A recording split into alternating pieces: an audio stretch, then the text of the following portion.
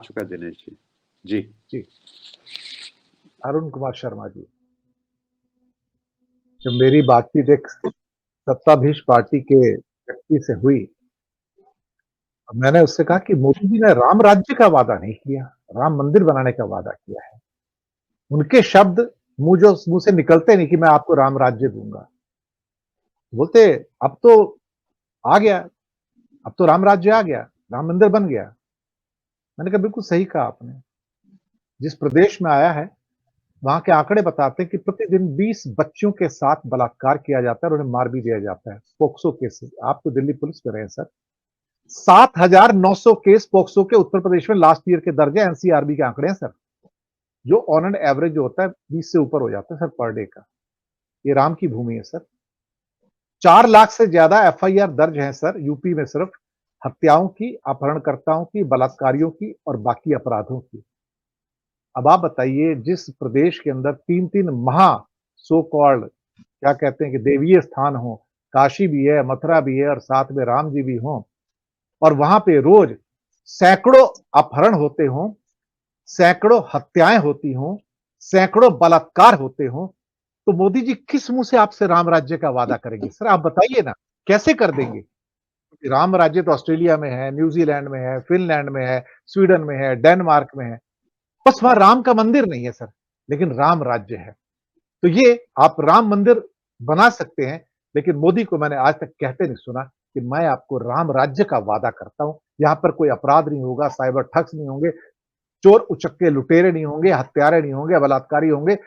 ना ही आपके योगी आदित्यनाथ ने कहा कि मैं इस उत्तर प्रदेश को ऐसा राज्य बना दूंगा जहां भी एक भी अपहरण नहीं होगा, एक भी अपराध नहीं होगा। ये वादा नहीं करते सर वो आपसे, ये वादा नहीं करते हैं। अरुण कुमार शर्मा जी। जी सर, आपने सितार का एक ऐसा तार छेड़ा है जो मेरा विरसा है। मैं पंजाबी विरसे से आता हूं, और जो आपने नानक साहब की सच्ची बात बताई, मैं पहले थोड़ा सा अंश उसी से लेता हूं।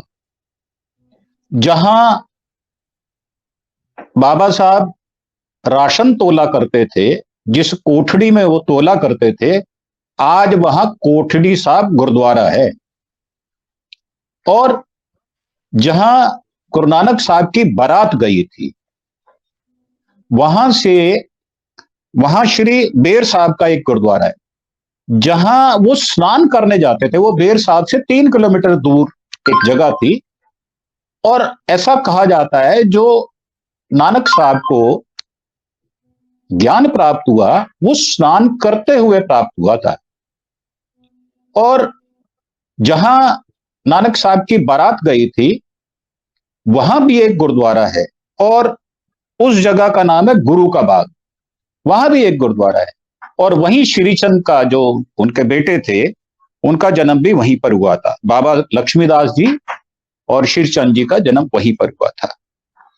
तो मैं एक ऐसे विरसे से आता हूं जहां पर सांझी छत डाली जाती थी, जहां पर सांझे चूल्हे जला करते थे। हमारे यहां तो कभी भी इस तरह की दो तरफी बात नहीं कही जाती थी। और यह कहा जाता था, जो आप कहते हैं वो आपके आचरण में होता था।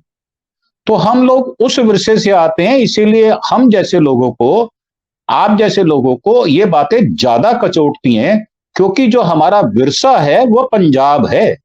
हम पंजाबी हैं, और पंजाब एक ऐसा विरसा है जो हमेशा दोनों बाएं फैला के लोगों को प्रेम का संदेश देता है।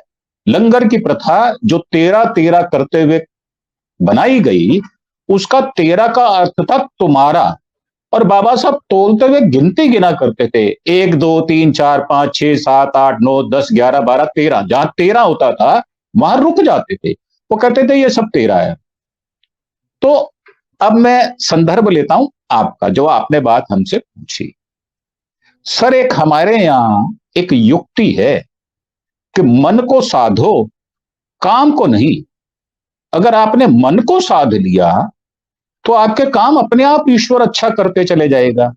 आपने जैसा कहा कि मोदी साहब अंदर दंडवत प्रणाम कर रहे थे और सोच रहे थे कपूरी ठाकुर साहब के बारे में कि उनको देकर बिहार को अपने पक्ष में किया जाए, और वो सोच रहे थे कि बंगाल में क्या किया जाए, असम में क्या किया जाए, कैसे रोका जाए राहुल गांधी को। तो प्लानिंग तो वही बन रही थी। और आपने गुरु साहब की युक्ति बताई कि गुरु साहब ने कैसे मन की बात पढ़ ली। तो आज मोदी साहब के मन की बात बहुत सारे लोग पढ़ रहे हैं।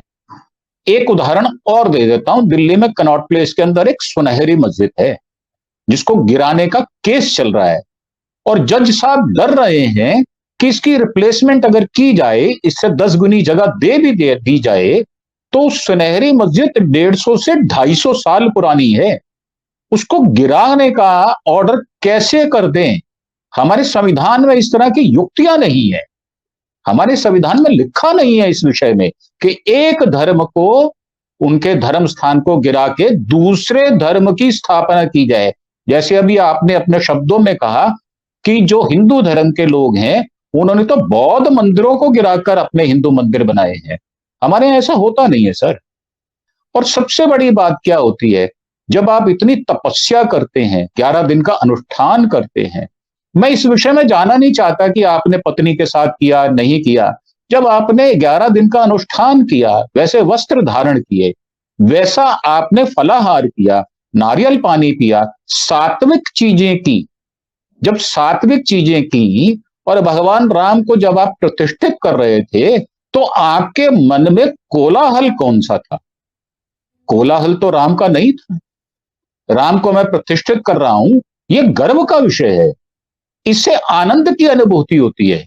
और बाहर आकर 1 घंटे बाद मोदी जी ने क्या कहा, यहां आग लग जाएगी। सर, इतना द्वेष, इतनी बैर भाव, इतनी दुश्मनी कैसे एक राष्ट्र के प्रधानमंत्री के मन में आ जाती है, इससे उनका दोहरा चरित्र सामने आ जाता है। मैं दोबारा शब्द कह देता हूं, मोदी जी का दोहरा चरित्र उस समय सामने आ गया। आज जो देश में संदेश दिया जा रहा है वो यही दिया जा रहा है। मैं एक बात और कहना चाहता हूं, विश्व की आबादी 803 करोड़ है, उसमें 270 करोड़ के करीब ईसाई हैं, 230 करोड़ मुसलमान हैं। सर, वो इंसान नहीं है क्या? हम जैसे ही हैं।